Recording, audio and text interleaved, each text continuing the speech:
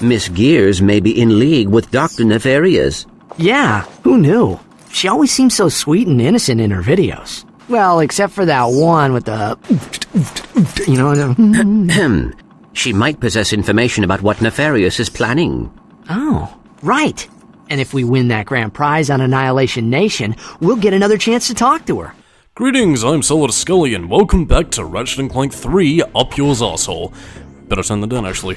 No idea why I don't turn this down before the fucking parts stop. But anyway, we are going on to Annihilation Nation, which is a level that I already pretty well like. And of course, we also have one of my favourite levels in the game, if not my favourite level in the game, with the Obani moons. Oh, it's gonna be a good part today, kiddies, I will tell you that much. Well, provided I have something insightful to say, but we'll just have to wait and see. In fact, who knows? We may even get an interesting character who we can meet up with. It's all gonna be fun on the bunk, kids, so let's just jump into the ship and see what we've got waiting for us. Also, notice the Megacorp logo on the TV screen. How do you work this camera, whatchamacallit? Whoops, that's a bummer. Ouch!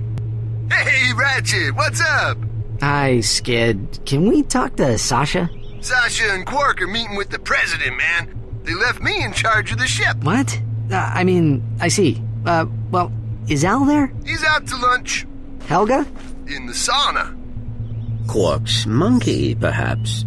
Just tell Sasha that Clank and I are checking out a lead on the Obani moons. The Obani moons? Sounds like you guys could use some backup. I'll grab my gear and meet you there. No. Great. Oh, that's Skid McMarks, that cheeky little rapscallion dude with the cartoony sound effects as he ran away. But yeah, it's pretty much just letting us know he's gonna be in the next level. Well, not really. He kind of shows up at the very end, so you don't have to worry about just sort of guiding him around, especially since we have the hacker at this point, so yeah, what sort of hacking device will Skid have today? Who knows? Maybe he'll just grab a crowbar and try and pry the thing open. But anyway, yeah, the only two mandatory gauntlets you have to go through is the Meet Courtney gauntlet and another little arena combat thing. I don't know why I said arcade. Have Tempest on the brain again.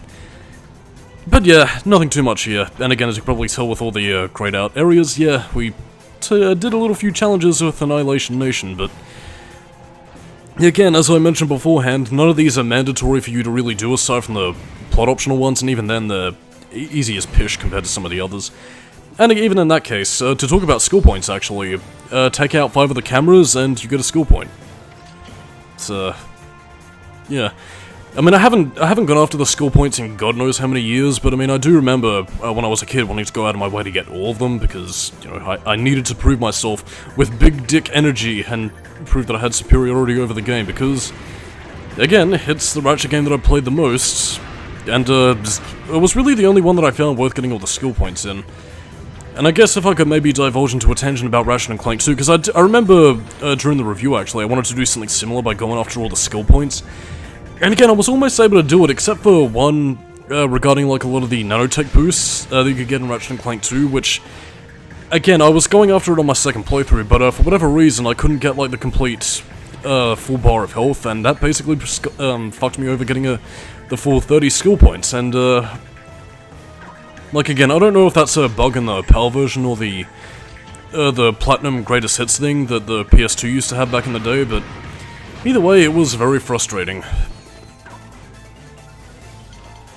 By the way, again, to sort of talk about how little choice you have in the freedom versus choice and choicelessness, yeah, the directional buttons only really go one way. It's either Magic A or Magic B, so your choices are limited, we're all stuck in the Matrix, and basically we're all gonna die. So, isn't that cheery? And of course, our prize for going through all of this is the 3rd episode of the Quark vid comic, as we won't be getting to that until later though. And of course, we have the sequel to the B2 brawler, the Scorpio, who has like a Spanish accent. It's like, oh, the lovely ladies love my accent. Why am I making him Irish? I have no fucking idea. Like the B2 brawler though, this boss can actually be a little bit annoying. It's mainly just to do with a flamethrower attack, otherwise he's pretty pish if you know how to jump and dodge out the way. But again, he does get uncomfortably close, and his scorpion tail can be a little bit of a bitch to dodge. But then again, keep your distance, and again, similar to it was either Chainblade or the B2 Brawler, there is actually a skill point you can get by, you know, using the wrench to smack him down. And I guess while I'm on that subject, actually, there was initially going to be wrench power-ups similar to Ratchet and Clank 2, but, yeah, didn't really get that far in development, mainly due to a time crunch kind of thing, and, well, basically you just kept it to the wrench we have here. And now it is time to meet Miss Courtney Gears. Ladies and gentlemen, give a big hand for Ratchet and Clank! They'll take home a rare first edition Quark video comic! And here to present the grand prize, the incredible, incomparable, talented Courtney Gears! If we play this right, she'll lead us right to Dr. Nefarious. Better let me do the talking. It is an honor for you to meet me. I mean, to meet you, Miss Gears. Hi. Hi. My, you're even more gorgeous in person than you are on the holo, Agent Clank. I've got a few secrets of my own that, might need your special investigation. Yes, I will report your concerns to the proper authorities. Oh, Agent Clank, you always know exactly what to say to a woman. You know, I'd do anything to play a part in one of your holo films. That could be arranged, Miss Gears, if you are willing to provide information on the whereabouts of Dr. Nefarious. Dr. Nefarious? You have been busy, haven't you? You just get me that part, and I'll tell you anything you want to know. Excellent. Meet me at Hollow-Star Studios. Oh, that poor little Ratchet, he needs to learn that these hoes ain't loyal. And, yeah, again, that's sort of the running gag that I have all throughout the game is, you know, it's the inverse. Clank is the big star and the action hero that people respect because he's on TV and movies, and Ratchet's the schlubby assistant. Tee-hee, hoddle-ha, what a funny joke. Yeah, well, I mean, it's at least a decent inverse, and it does get a little bit of payoff in the next level we're going to be doing after this, but I don't know. Now, we get to one of my favorite levels in the game. Again, this is bringing back the refractor, but it's not quite as tedious as you might think, because, again, similar to Ratchet and Clank 2, we also have the spherical moon levels, but my fucking god, just look at the color usage of this level, the cool amounts of lighting, the soft glows, the little atmospheric shield, and also one of the skill points that you can get by bouncing your way up to the one of the asteroids, because it has a flat top which you can use to land on, and you get a skill point. You can tell which one it is because it's glowing. I believe you could catch a glimpse of it right there, actually, just as we were ascending to the next level. I love this level so much. Like, I mean, it's a very chillax sort of breather kind of level, but you get to explore, like, this spherical world, but it's got a lot more detail than what you would have seen in Ratchet and Clank 2. But at the same time, though, like, you're also just traveling around, realigning the satellite arrays, and you get to see all these, again, like, it's got a nice bit of vegetation, technology.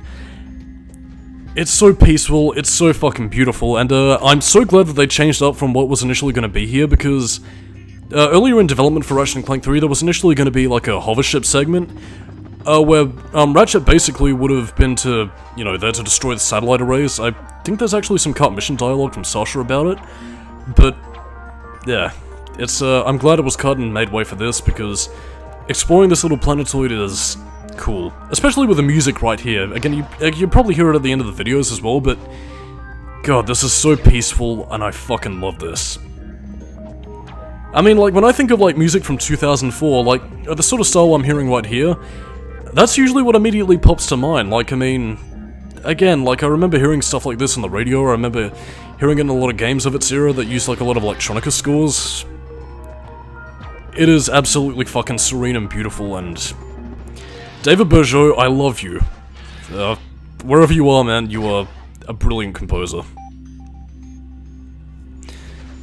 I believe there is also a platinum bolt that you can get via the hyper shot. You know, again, you use it to activate one of those little, like, node thingies, and just, you know, travel around the planet and get it before the shield reactivates, and bada bing, you do the thing, you get a platinum bolt.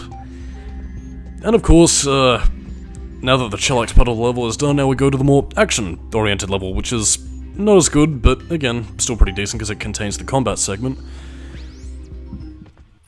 Again, so now we're no longer on Obani Zygan, and now on Obani Pollux. again, there are, to talk about the Obani moons, there are pretty much 3 specific moons. There's the Obani Zygan, which was the best level in the game, in my opinion. Then we have Obani Pollux, which is a bit more mechanical.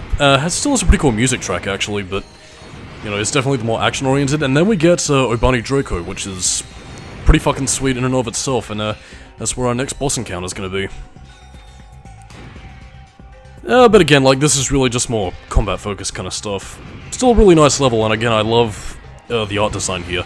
Like, I mean, if I could say that about Ratchet and Clank 3, is that this game has, arguably, next to Deadlocked maybe, probably the strongest art design the series has ever had. I absolutely love the way this level looks. Again, I'm also supposed to talk about anything else related to the level. This is also where the difficulty spikes kind of continue, because again, it's a bit of an overstuffed turkey with a lot of, like a lot of lizard enemies that'll blast these, like, little electric pylons, and, you know, you have a lot of those beefy robo-dudes trying to take you down, so, yeah, you're pretty much making like Doom Guy and wading your way through hell just to take them all down. I will say, though, that the Flux Rifle is probably going to be your best friend in this part. Either that or the Nitroraptor, which can do some serious damage towards your enemies, so... Again, you got a lot of tools of the trade, so again, that can mitigate difficulty spikes, unless of course you're trying to upgrade very specific weapons, so... Again, have at it, dudes and dudettes, and on that note, I'm Solidus-Skully, keep it new metal, and next time on the Ratchet and Clank 3 Up Yours Arsehole commentary, well, we're gonna be dealing with, Hollywood. Catch you next time. Cover me! Oh, man down! It's alright, Skid. The fight's over. Yes! I mean, no. That blows, man. I would have been here sooner, but I encountered some heavy-duty resistance. Enemy troops? Well, not exactly. The drive through a Galaxy Burger was wicked slow, and... Anyway, looks like that last moon is surrounded by an Omega-class disintegration field. Whatever's going on out there, it can't be good. If I had the right tools, I could hack into that generator and shut the field down. Hey, lucky for you dudes, I brought this. Stand back, bro. I'm like a trained professional and stuff. Don't try this at home. Oh, man, it's busted. Oh, wait, never mind. Incoming call from the Galactic Rangers.